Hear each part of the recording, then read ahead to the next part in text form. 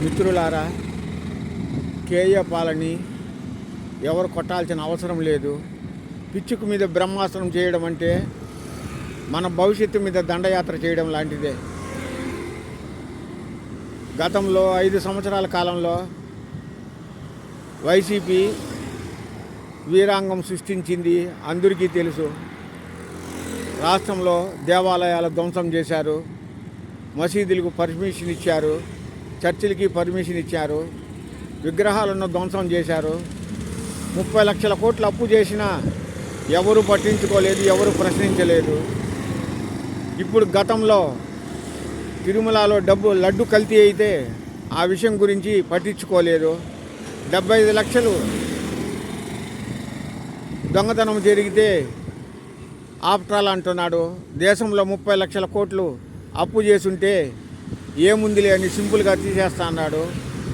ఇదే విధంగా నరేంద్ర మోడీ కూడా దేశంలో 700 లక్షల కోట్ల అప్పులు చేసేశాడు. అయినా కానీ చర్చిలకి మసీదులకు పర్మిషన్లు ఇచ్చి లక్షల కోట్లతో ఎలక్షన్లో గెలుస్తూ ఉన్నాడు.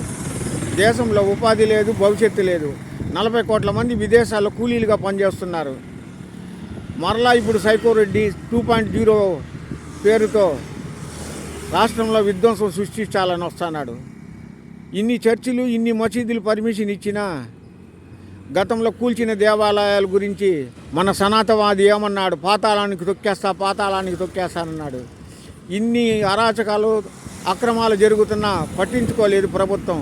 మనలో వైఫల్యం వల్లనే ప్రజల్ని పక్కదోవను పట్టిస్తున్నారు.